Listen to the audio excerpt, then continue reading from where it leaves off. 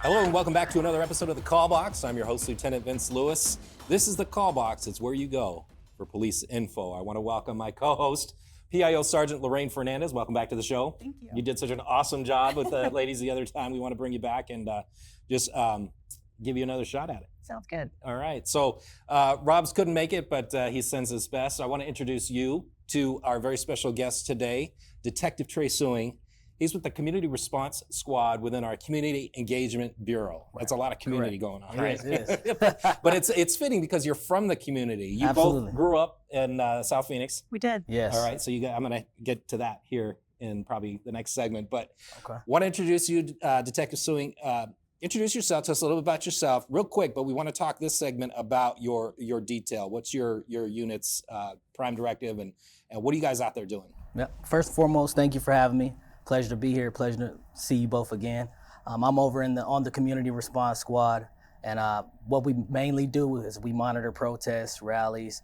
We make a safe environment for citizens to exercise their First Amendment right, but we also act as, community liaisons. So there's 13 police chief advisory boards, and amongst those 13, I'm the active liaison for the African American Advisory Board as well as the LGBTQ Advisory Board.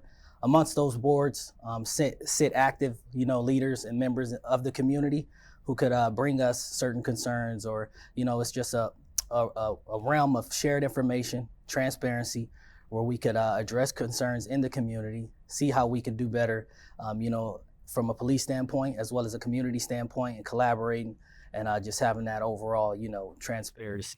So we have demonstrations sometimes, and sometimes we send police officers out there, hats, bats, hockey pads, the big Right. shields, and so is that you guys? No, that is not us. We're more so of the, I want to say, softer approach. So we're more plain clothes. We'll come up to you, establish a point of contact, have conversation, share information to where if they have questions, they could contact us and have that direct point of contact. Yeah. Do you ever find when you're making those contacts with them, they're having an issue and it just turns out to be a misunderstanding of what's actually happening, and so you're able to make that connection and explain?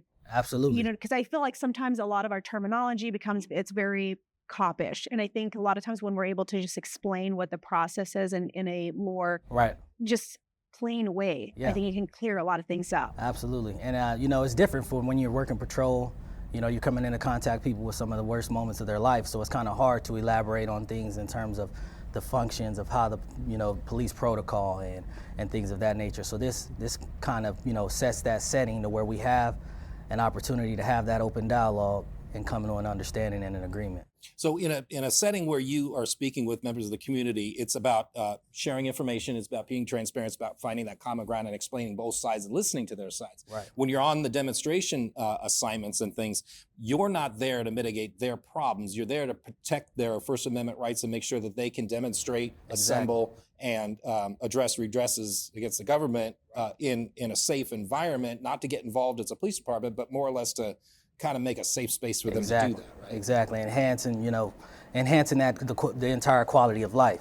So you may have a concern or you may have a strong view on something, but as we know, there's always a counter, view. So we just are there to monitor and make sure everything is going as planned. Excellent. Okay, well, we're talking with Detective Trey Sueing from the Community Response Squad as the Community Engagement Bureau. When we come back from the break, we're going to talk a little bit more about your mission, and we're going to talk a little bit about you. Learn about your story. It's interesting.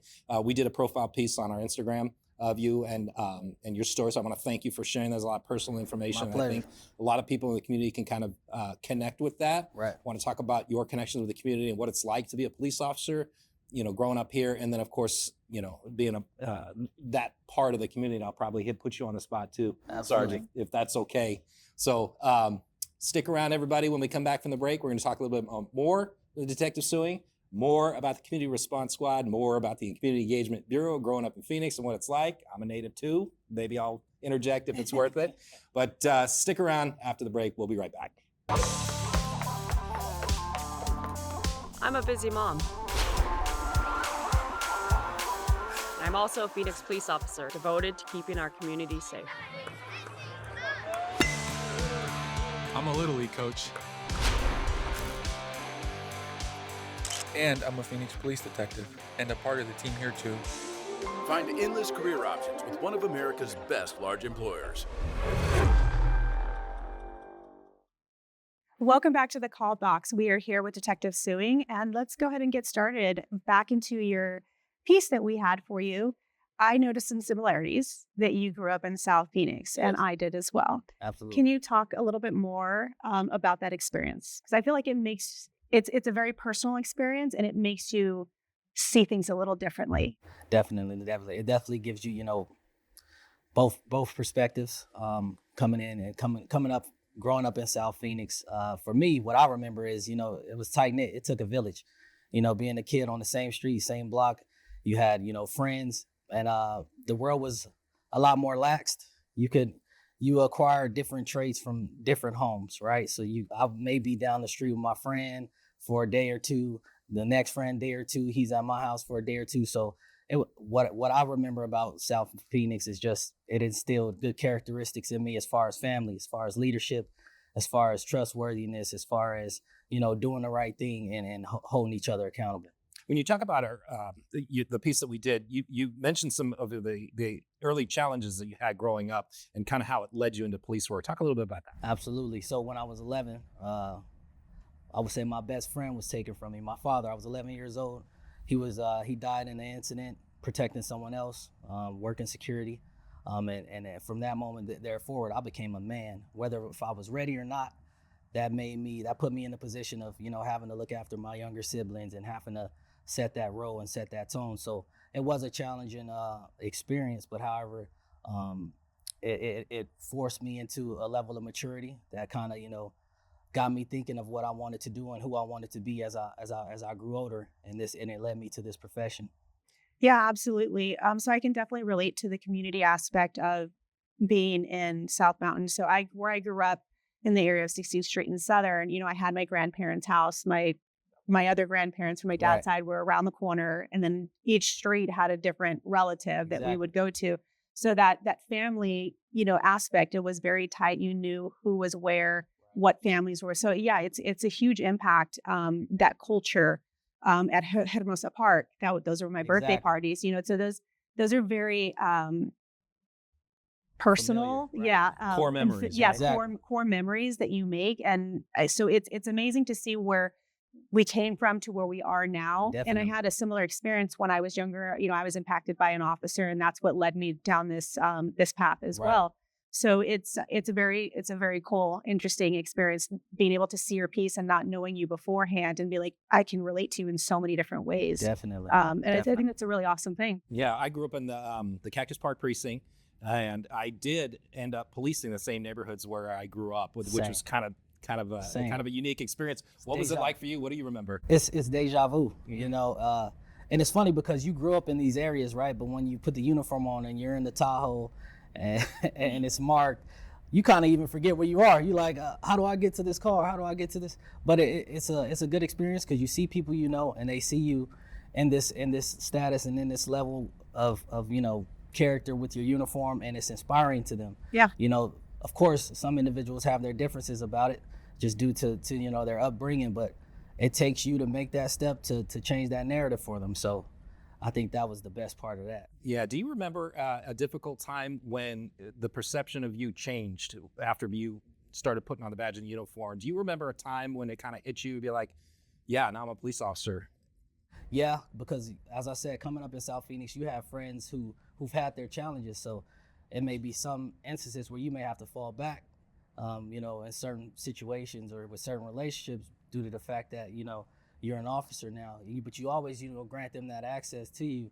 But sometimes the circle is going to change. So that was where the perspective changed for me. Yeah, absolutely. So when I graduated the academy, I got South Mountain Precinct, and I specifically wanted that because I knew it in and out. And for similar experience, one of my early arrests was actually someone I went to elementary school with. And it was an interesting thing because they called me by my name, my full name, and I was like, wait, who are you? And so we talked about it and we discussed it, and he was very understanding of what happened, and he knew he was in the wrong. But it is that change of, wow, I'm in this position now, and it's it's the same, it's home, but it's also you're making sure that you're keeping everyone safe. Exactly. Yeah, so let me bring it back around. We got a couple minutes left. Let's talk about your current assignment with the Community Response Squad. We're talking with Detective Trey Sueing from the Community Engagement Bureau. Your job is to go out there and liaise with some of these groups. Tell us about the Chiefs Advisory Board. Specifically, you're heavily involved with the African American Advisory Board. Yes. What's that like? Tell us about that. So working with the African American Advisory Board is deja vu again, because a lot of the members on the board are from the same areas that I'm from, are familiar, with the cultural aspect of it. So it's a great experience. It's definitely a change of perspective. It's a change of pace, which I'm allowed to actually have that impact with the community and, do the outreach. I'm not just answering calls anymore. I could actually go out there, do the outreach and talk to the community and address their concerns. And it's fulfilling getting the opportunity to help. Well, Trey, I personally would love to go with you to one of these meetings, just to have that perspective. I love being able to give back and make the connection with Right. people and get them to understand, both sides. So I will definitely get that scheduled. Yeah, with you. we met for lunch. I think I got to go to one of Yep, your lunches absolutely. with You the got to community. meet the Yeah, chair. that was Right. fun because there was a lot of good stories, a lot of laughs, and things like. And that's funny because when you get there and you break down the barriers and you can just kind of present yourself in a receptive, transparent Exactly. kind of way where you commune and you enjoy that fellowship with people who you're breaking bread and you're building bridges, and that's got to feel good. Oh yeah, it's a great feeling. It's Yeah, a great feeling. just being human and reminding people that That at the we end of are. the day, we're human. Everyone makes mistakes, and we're all striving to be the best that we possibly can. Yeah, And your circumstances, whether they be positive or negative, they don't always necessarily determine the outcome of your success, right? So- Absolutely. It's funny. I was just talking to my mom about that this morning, and whatever your background and your history, where you grew up, whatever those are, those can only help you be a better person if you allow yourself to choose that path. Exactly. Choices. Yeah, well, so I want to thank you, Detective Trey Sueing from the Yes, sir. Community Response Squad, to come in and talk a little bit about yourself. Thank Thank you for sharing. Thanks for sharing, Sarge. We can actually, there's more information online about the detail and your guys' Prime Directive, your mission and things like that. If you go to phoenix.gov/police in the community section, it talks about all the details that the Community Relations Bureau does. I mean, that thing's been around forever. I mean, community policing got its rise in the 80s, and we just kind of took it off from there. So definitely go online and learn more about that. Just want to remind everybody out there, as always, that you too can help solve crime in your community by sending tips to Silent Witness. Visit silentwitness.org or call 480-WITNESS.